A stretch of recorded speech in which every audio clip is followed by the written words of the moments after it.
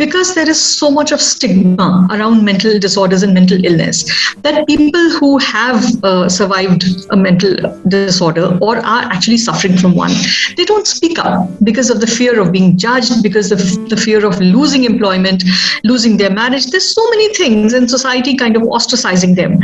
And because they don't speak up, so the truth, or these first person narratives never come out of what it is actually to live with depression, and to even get better and have so much of control over your disability that you're able to manage it.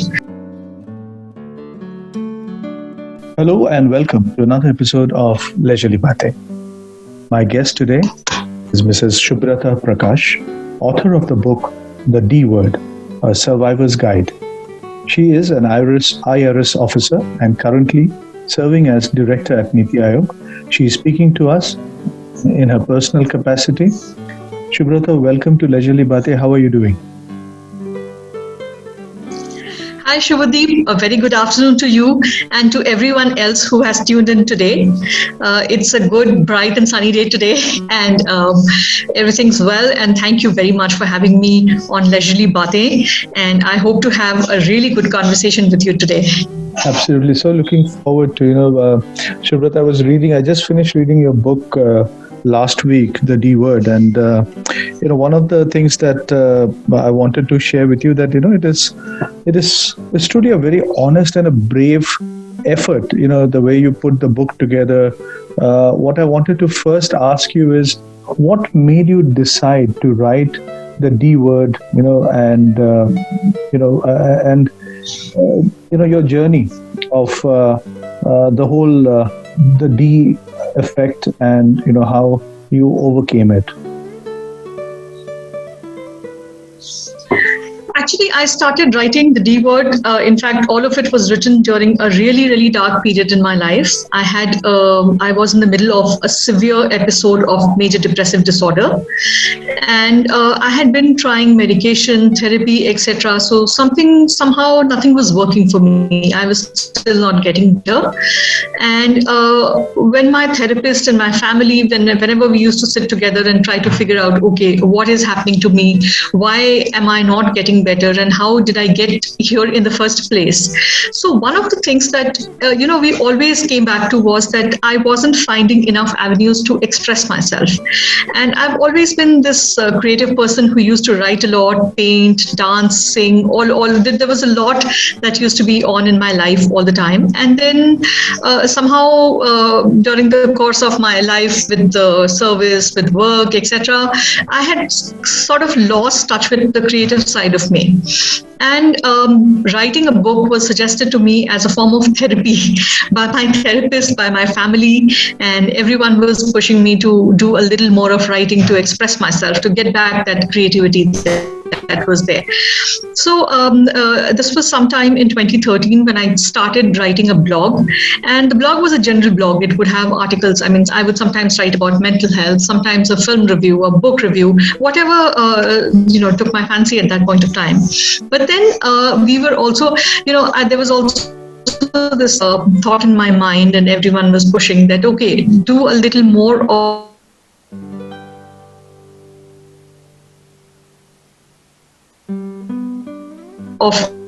contacted my publisher, who agreed to publish my book.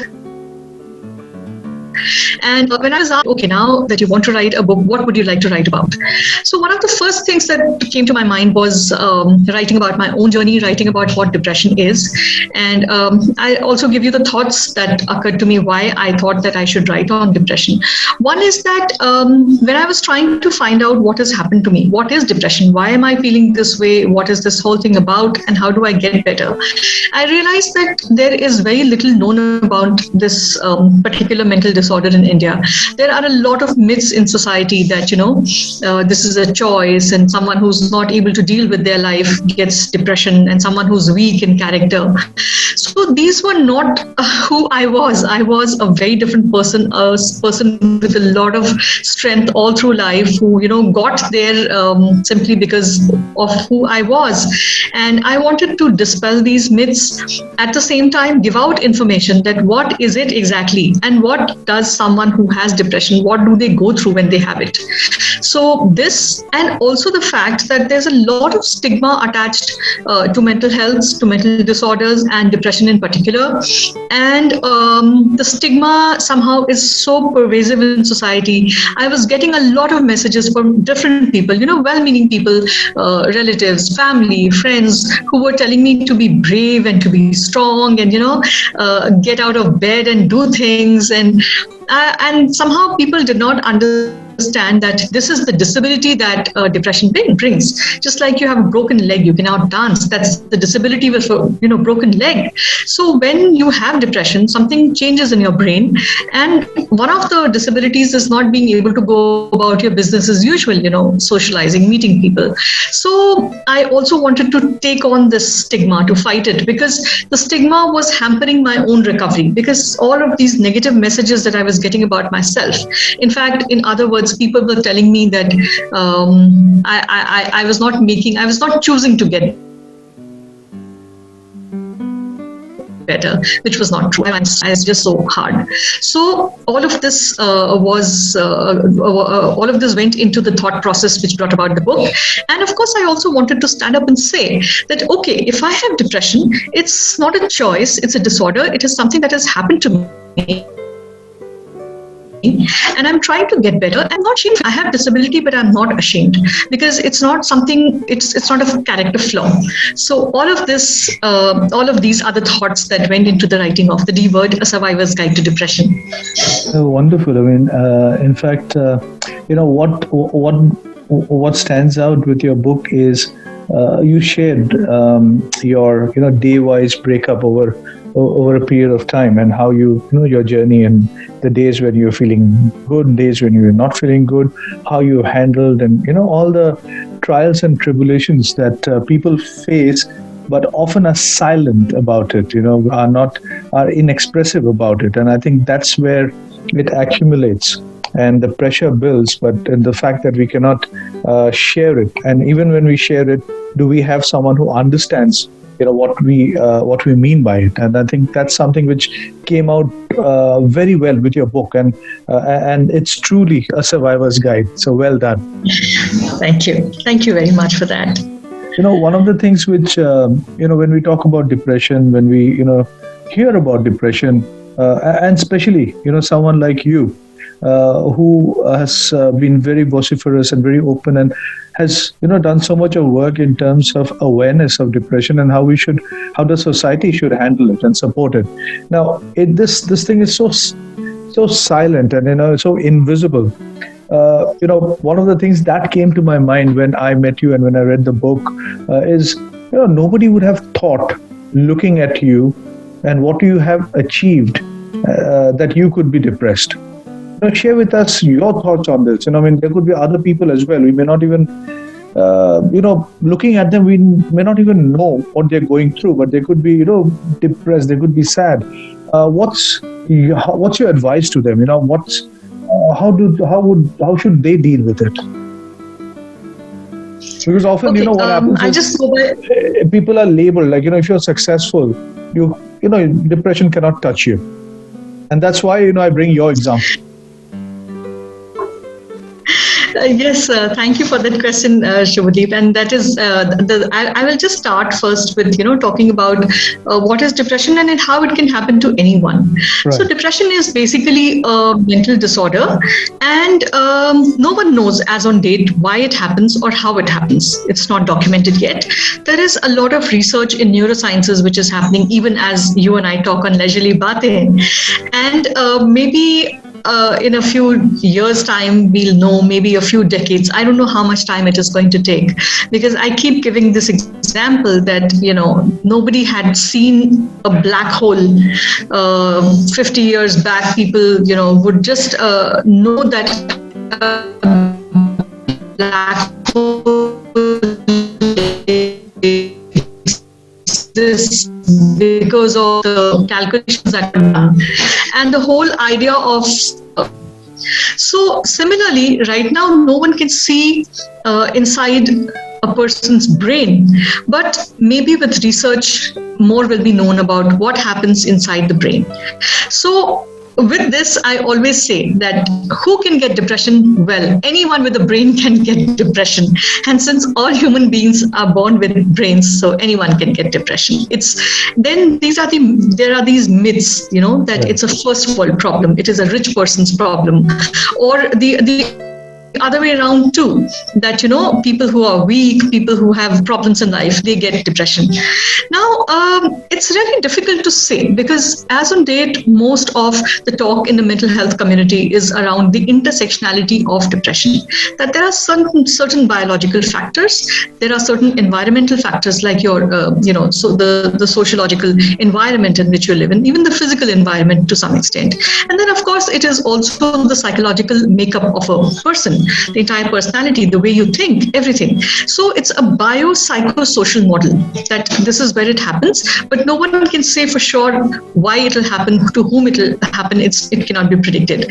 So yes, despite my relative, I would say, privilege and success in life, yes, I have a lot of privileges in life, and I'm very grateful for all of that. It is possible, because in my case, it started postpartum. It went undiagnosed for 5 years, and by the time it finally got diagnosed as major depressive disorder, a lot of precious time had been lost, which could have helped me understand myself better and take care of myself better and, recover faster from this thing. So that is one thing. We need to move out of this entire mindset which says that someone who's not able to deal with their life get depression. So that is not the case here.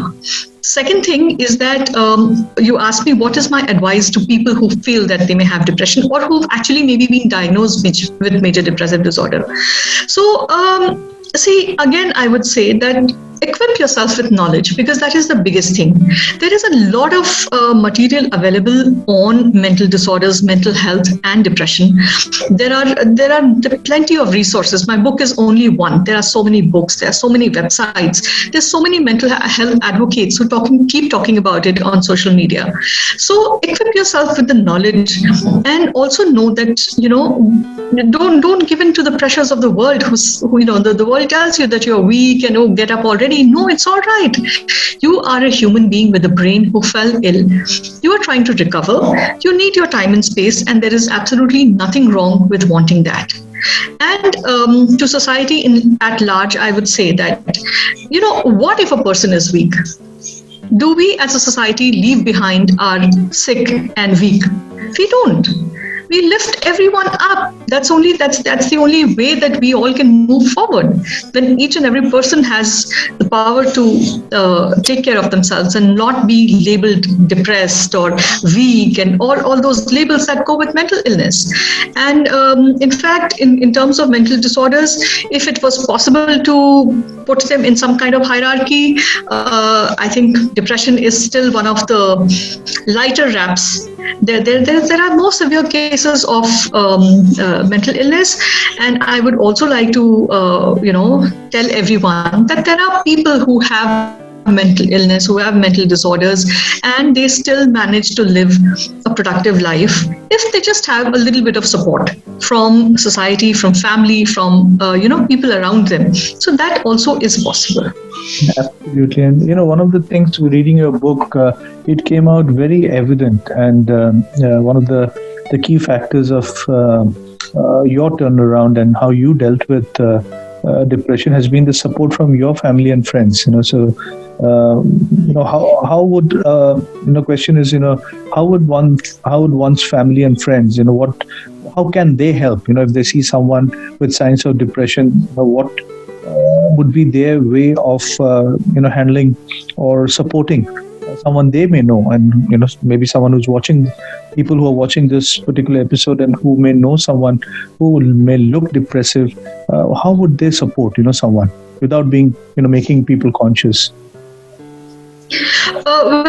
Again, yes, as you just said, that this is something that I've written in my book, and this is something I keep talking about, that I got better only because I had a lot of time and space to get better. And mostly because of my husband, who kept me alive on days when I had very little reason to live, and a few of my friends. And it was like, yes, I mean, initially, a lot of people around me, like, did not understand what was happening to me. And I used to get a lot of stigmatizing comments from friends and family as well. Not my husband, he was on board from day one. But slowly people, as they understood more and more of it, so my family rallied around me. And of course, my husband was the rock solid support in my life. And I think it's only because of him and my kids that I managed to keep myself going on many very, very dark days. So that said, yes, definitely when family is on board, it helps. It really helps, because a person who has depression doesn't have energy even to, get out of bed on most days. So this person has to be looked after. Somebody has to give care to this person, as well as the share of household chores that this person would be actually undertaking.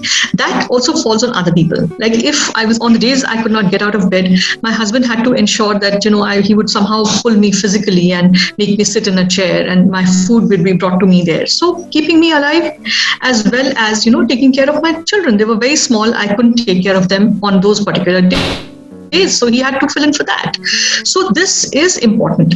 Now, what happens is that when someone has a physical illness, you can see the disability. Like I said, someone has a broken leg. You can see that this person cannot get out of bed. So you can kind of figure out how to help this person support this person by, helping them, holding their hand, bringing them food, keeping them happy and cheerful.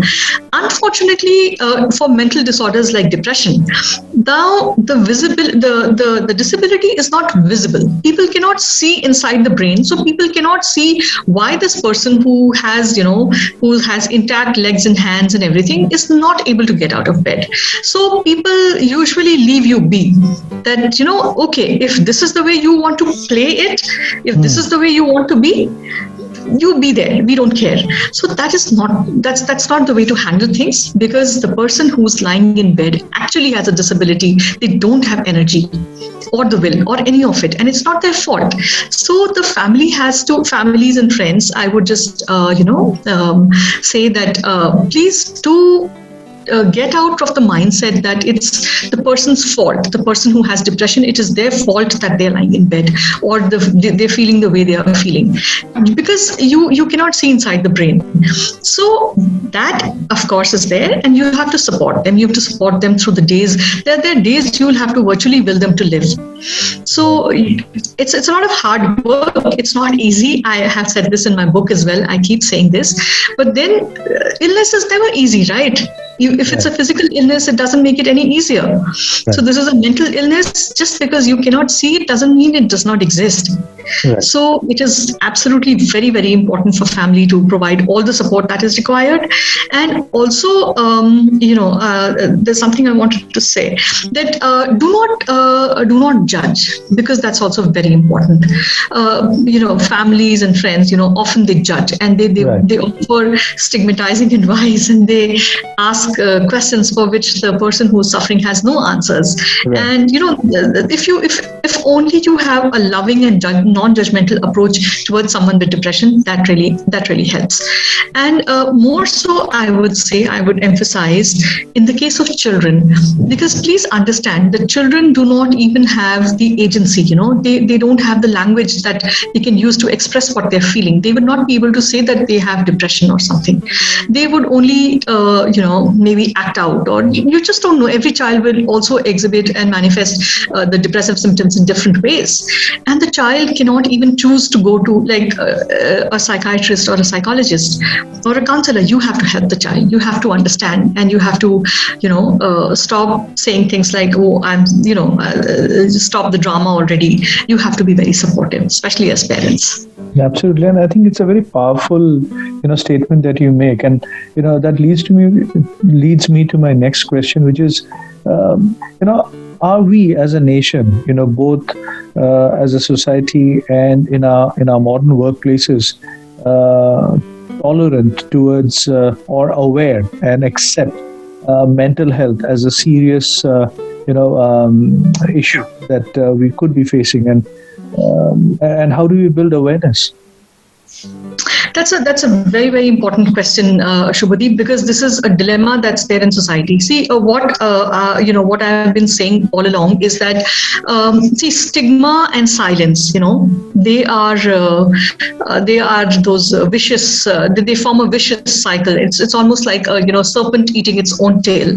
That because there is so much of stigma around mental disorders and mental illness, that people who have survived a mental disorder or are actually suffering from one, they don't speak up because of the fear of being judged, because of the fear of losing employment, losing their marriage. There's so many things in society kind of ostracizing them. Right. And because they don't speak up, so the truth, or these first person narratives never come out of what it is actually to live with depression, and to even get better and have so much of control over your disability that you're able to manage it. So that's why I speak a lot about it, because had I not spoken, as you said, if you look at me, probably you will never even guess that I had something called depression. But I did, and there were days I couldn't get out of bed. So by sharing my narrative, by sharing my lived experience of my of a major depressive disorder, I'm also trying to say that, look, it is possible that someone who has a mental disorder can have sufficient control and management over their condition and go on to live. Like, I have anxiety disorder. I still have anxiety disorder, and I do get remnants of the depression. Sometimes, once in a while, my mood does dip. Like, it's a little more enhanced than people who've never had depression. And I've also been recently diagnosed with adult ADHD.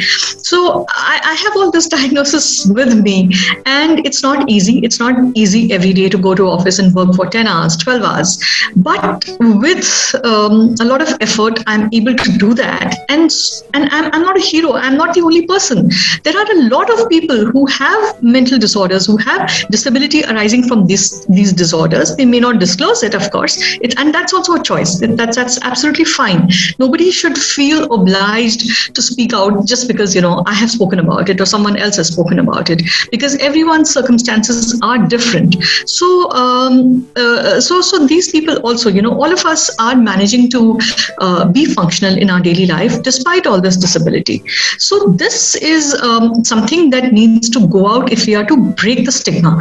And that's why every single person who breaks that silence and opens up and says that, okay, I have had such and such thing, or I still have such and such thing, but look, still I'm able to be functional to the extent possible, because functionality again is not an absolute. Different people have different levels of functionality, and it's absolutely all right. So this is one thing. This is one way I see forward, that we can have more and more of these mental health conversations, that it becomes normalized, like you and I talking on leisurely baatein. So maybe we can have a leisurely baatein in office or somewhere else, so many places, different workplaces, different social events, and it's still so much of a taboo, because in my personal experience, I'm always very outspoken and I keep talking about mental health. But I've had a lot of these very awkward conversations when, the moment I start to speak about mental health, I see other people getting very uncomfortable. And it's a lot, maybe they're not interested. Maybe they think that, okay, if you listen to it, you might catch it. We just don't know how society works, right? And a lot of people still believe that it's a sign of weakness. Okay, if this woman is so weak, why should we even talk to her? And a lot of people still believe that it's some black magic or some evil eye. The different ways, our society looks at it. So people with lived experience speaking up, and more information being out there in the public domain, more and more information about mental disorders, that will really help move this conversation forward. And as you said, I've been very brave in writing this. So the whole purpose of speaking about it is that maybe there'll be a day when one wouldn't need to be very brave to talk about a mental health lived experience. No, absolutely. I mean, when you talk about I'm not well and you apply for a sick leave, it is often associated with some kind of a physical ailment, And I remember, when I was working overseas a few years back, and there were a couple of days I was not well. I was not feeling well. Not that I was physically unwell. I was feeling a bit sad, and for whatever reasons. And I decided that it's not the best time for me to go out and work, because my expressions or my decisions may be affected, or I will not be in the right frame of mind. So I just took a couple of days off, and I told, somebody called me and said, I'm on leave. And the gentleman asked me and said that, are you unwell? Are you got fever? I said, no, I'm not feeling, mentally well. And that was pretty awkward for the person who heard me, because, we are so attuned to certain frameworks in our mind. When we say sick, it is associated with physical. It is never associated with mental. And the way you explain to it, moment you say I'm mentally not feeling well, it's a sign of weakness, and you don't want to demonstrate and open up and show yourself vulnerable. And I think that creates a lot of stress. That creates a lot of stress internally, where people do not express themselves, and not expressing one's views or one's feeling, I think also people should be made aware that you need to express yourself, and there's nothing wrong about it. So what you share makes so much of sense in terms of where we are as a society, and what needs to be changed in modern workplaces. I think there needs to be a lot of empathy-driven conversations, and conversations which are should be part of a natural process, in HR policies or HR conversations, or even the term that has become very, very popular these days, especially during the COVID era, is water cooler conversations. So that's what my views are. Shubrata, finally, my last question is, one of the things which I really liked about your book is at the end you talk about, the myths and truths about depression. Share with us your top 3 or 5 myths of depression. Okay, a few of them I already spoke, about during the earlier part of our conversation. So now I'll just take on a couple more. Now, one of the things that I have written about is that people have this, I wouldn't really say, maybe myths that women have more, more women have depression, and they are drama queens and etc., all of that. So that is one line of thought which is absolutely not right in any form. It is possible, statistically it is shown that women are twice as likely to have depression as men. In fact, if you take a statistical population, so more of women probably there would have depression than men. But then let's also have this in mind that, and trigger warning here, I'm just going to be speaking about little about suicide, that when it comes to suicide rates, more men are known to actually end their lives by suicide than women. So these gender differences are there, but it's not because someone is a drama king or a drama queen. And men also, men and boys and children, anyone can get depression. It's not just women. It's not that because women are drama queens. No woman is a drama queen.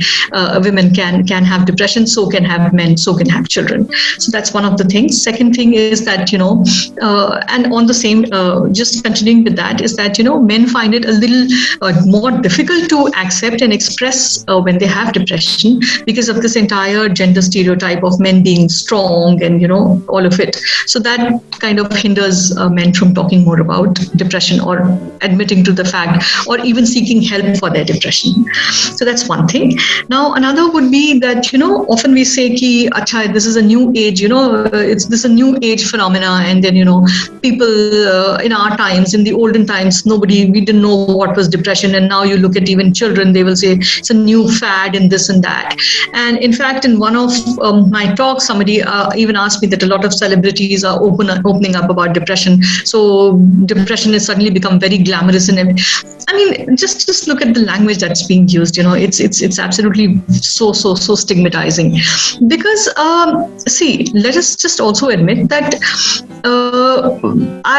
there are very few people who openly talk about having depression even on date. Even today, in the 21st year of the 21st century, there are so few people who would actually openly go out and say that, yes, I've had depression, or I have anxiety disorder, or I had a depressive episode sometime in my life.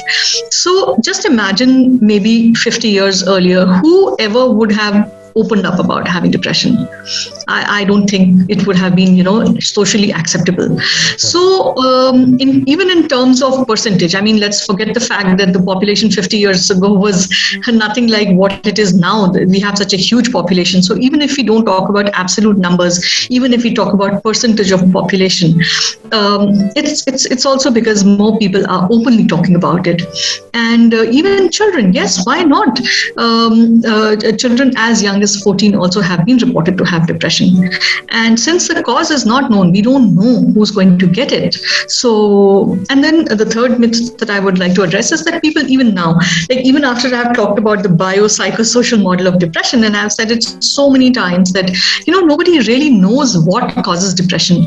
But still, I am often asked, अच्छा आपने बताया नहीं आपको depression किस बात का हुआ? So I'm still asked that you don't talk about what caused your depression. Why did you get depression? I don't know. That's the whole thing. That's what I'm trying to say. It's so difficult for someone to actually pinpoint why one person in the same circumstances will get depression and why someone else will not get depression. Right. So this is it. I mean, the real cause is not known, but yes, there are contributory factors. In my case, probably it was the postpartum hormones. In someone else's case, it can be a very stressful life situation. Yes, stress affects us. Stress affects our mental health. Stress can be a triggering factor for depression, but it's not necessarily. It's not the Hindi movies.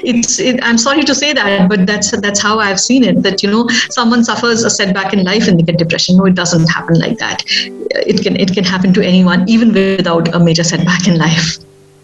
Shubrata, thank you so much for being on the show, and it was lovely, speaking with you on such an important, topic which needs so much of attention in today's world.